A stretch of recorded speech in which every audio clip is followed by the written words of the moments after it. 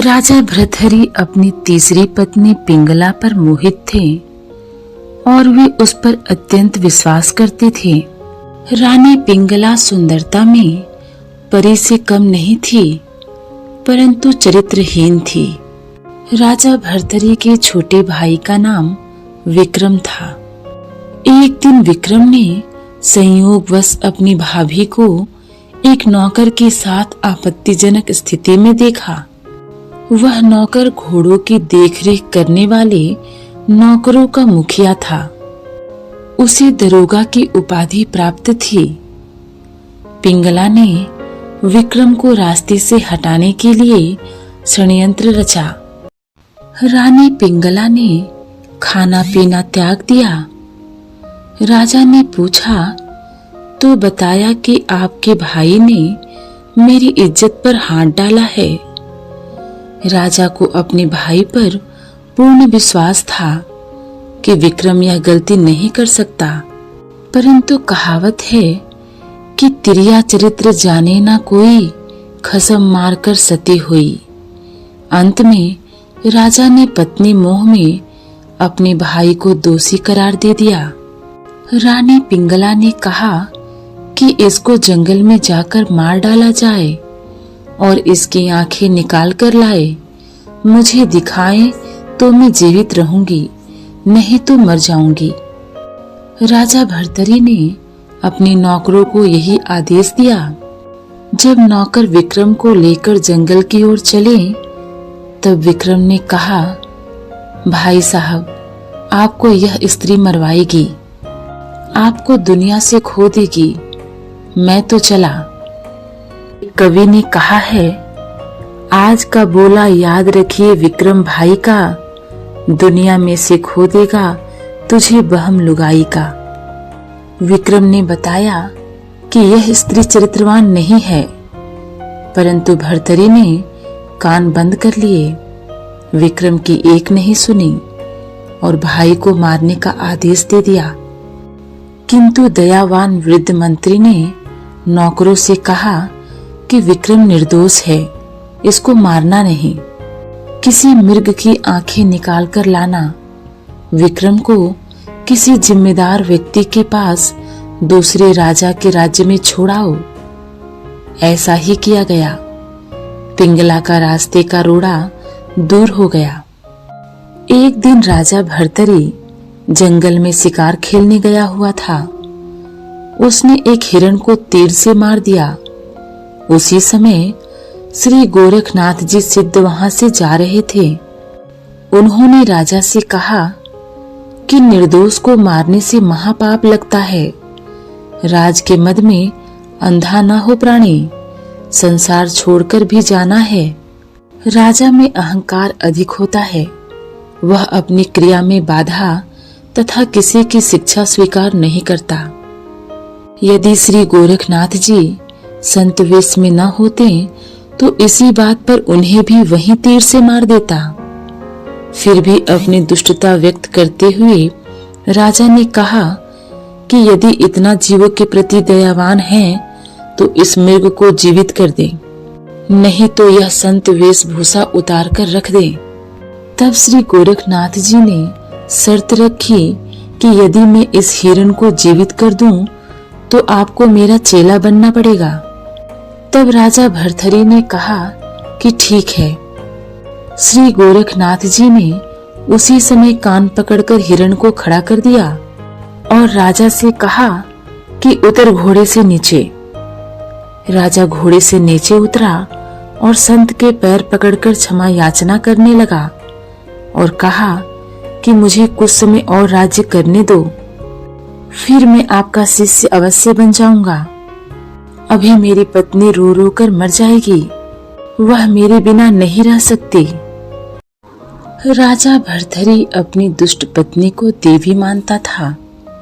उसने अपनी पत्नी की बहुत वकालत की।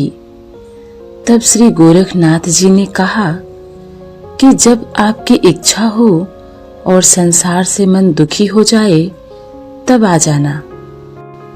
कुछ समय उपरांत श्री गोरखनाथ जी वेश बदलकर अन्य संत के रूप में राजा भर्तरी के पास आए। उनको एक अमर फल देकर कहा कि जो इस फल को खा लेगा वह लंबी आयु जिएगा और युवा बना रहेगा। यह कहकर संत जी कुछ दक्षिणा लेकर चले गए। फल की कीमत नहीं ली। राजा ने विचार किया कि यदि मुझसे पहले मेरी पत्नी की मृत्यु हो गई तो मैं जीवित नहीं रह पाऊंगा, इसलिए यह फल रानी पिंगला को दे देता हूँ। वह फल अपनी रानी को दे दिया तथा उसके गुण बताए। रानी का प्रेम उस दरोगा से था। रानी ने वह फल अपने प्रेमी दरोगा को दे दिया और उसके गुण बताए और कहा कि मैं आपकी लंबी आयु देखना चाहती हूँ, मैं आपके बिना जीवित नहीं रह पाऊंगी। दरोगा उसी शहर की वेश्या के पास चला गया। उससे अत्यधिक प्रेम करता था। दरोगा ने वह अमर फल अपनी प्रेमिका वेश्या को दे दिया तथा उसके गुण बताए। वेश्या ने विचार किया कि इस नगर का राजा बहुत दयालु तथा न्यायकारी है। अपने भाई का दोष देखा तो उसे भी क्षमा नहीं किया। ऐसा राजा लंबी आयु जीवित रहे तो प्रजा सुखी रहेगी। यदि मैंने खा लिया तो और अधिक समय तक यह पाप करूंगी। उस वेश्या ने ऐसा सोचकर वह फल राजा भर्तरी को दे दिया तथा उसके गुण बताए। राजा ने पूछा कि आपको यह फल किसने दिया? तब उस वेश्या ने बताया कि आपके घोड़े के मुखिया दरोगा ने दिया है। राजा ने दरोगा को बुलाया। पूछा तो उसने बताया कि रानी ने दिया है। राजा ने रानी से महल में जाकर पूछा कि क्या आपने वह फल खा लिया था? रानी कुछ नाराज अंदाज से बोली कि हाँ, खा लिया था। आप हमेशा शक क्यों करते हो? तब राजा ने उसी समय मंत्री, महामंत्री, अन्य दरबारियों, कार्यालय के उच्च अधिकारियों तथा वेश्या और दरोगा को बुलाया। दरोगा से पूछा कि यह फल आपको किसने दिया था? दरोगा ने कांपते हुए कहा कि रानी ने दिया था। राजा का अंधेरा दूर हुआ। अपने भाई की मौत तथा अंतिम वचन को याद करके दहाड़ मारकर रोया। कहा कि दुष्टा, तूने मेरा भाई ही मरवा दिया। कुछ दिन में मुझे भी मरवा देती। तब रानी पिंगला ने क्षमा याचना की, अपनी सारी गलती भी स्वीकार कर ली। लेकिन राजा भर्तरी उसी दिन राज त्याग कर गोरखनाथ जी के डेरे में चला गया तथा परम भक्त बना। राजा भर्तरी के समकालीन एक और राजा हुए, राजा गोपीचंद। राजा गोपीचंद इकलौते पुत्र थे। पिता का देहांत हो चुका था। माता जी ने एक दिन अपने पुत्र को स्नान करते देखा। माँ ऊपर की मंजिल पर थी। नीचे गोपीचंद की रानियां स्नान की तैयारी कर रही थीं। माता ने अपने पुत्र को देखा तथा अपने पति को याद करने लगी। इसी आयु में इसके पिता की मृत्यु हो गई थी। वे इतने ही सुंदर और युवा थे। उनको काल खा गया। मेरे बेटे को भी काल खा जाएगा। क्यों न इसको भगवान की भक्ति पर लगा दूं, ताकि मेरा लाल अमर रहे। आंखों से आंसू निकले और गोपीचंद के शरीर पर गिर गए। गोपीचंद ने देखा कि माँ रो रही है। उसी समय वस्त्र पहनकर राजा गोपीचंद अपनी माँ के पास गए और रोने का कारण पूछा। माता ने कारण बताया तथा स्वयं राजा गोपीचंद को गोरखनाथ जी के पास ले गई और दीक्षा दिला दी। अब राजा गोपीचंद गुरु आश्रम में रहने लगा। श्री गोरखनाथ जी ने परीक्षा हेतु गोपीचंद को एक दिन उसी के घर भिक्षा लेने भेजा तथा कहा कि अपनी पत्नी पाटन देवी से माता कहकर भिक्षा मांग कर ला। तब गोपीचंद जी महल के द्वार पर गए। माई भिक्षा देना आवाज लगाई। रानी आवाज पहचान कर दौड़ी दौड़ी आई। सब रोने लगे। कहा कि आप यहीं रह जाइए, मत जाइए, हमारा क्या होगा। उसी समय गोपीचंद वापस डेरे में चला गया तथा गुरुजी से सारा वृतांत बताया। फिर गोपीचंद की माता श्री गोरखनाथ जी के पास जाकर गोपीचंद को वापस मांगने लगी, परंतु गोपीचंद जी ने कहा, माता जी, अब मैं गुरुजी का बेटा हूँ, आपका अधिकार समाप्त हो गया है। अब मैं किसी भी कीमत पर घर नहीं जाऊंगा। एक बार की बात है, श्री गोरखनाथ जी से गोपीचंद तथा भर्तरी जी ने कहा कि गुरुदेव, हमारा मोक्ष इसी जन्म में हो, ऐसी कृपा करें। आप जो भी साधना बताओगे हम करेंगे। तब श्री गोरखनाथ जी ने कहा कि राजस्थान प्रांत में एक शहर है अलवर, वहां का राजा अपने किले का निर्माण करा रहा है। तुम दोनों उस राजा के किले का निर्माण पूरा होने तक उसमें पत्थर ढोने का निःशुल्क कार्य करो। अपने खाने के लिए कोई अन्य मजदूरी सुबह शाम करो। उसी दिन दोनों भक्त गुरुजी का आशीर्वाद लेकर चल पड़े। उस किले का निर्माण 12 वर्षों तक चला। कोई मेहनताना का रुपया पैसा उन्होंने नहीं लिया। अपने भोजन के लिए उसी नगर के एक कुम्हार के पास उसकी मिट्टी खोदने तथा मटके बनाने योग्य गारा तैयार करने लगे। उसके बदले में सुबह शाम केवल रोटी खाते थे। कुम्हार ने अपनी पत्नी से कहा कि 2 व्यक्ति बेघर घूम रहे थे।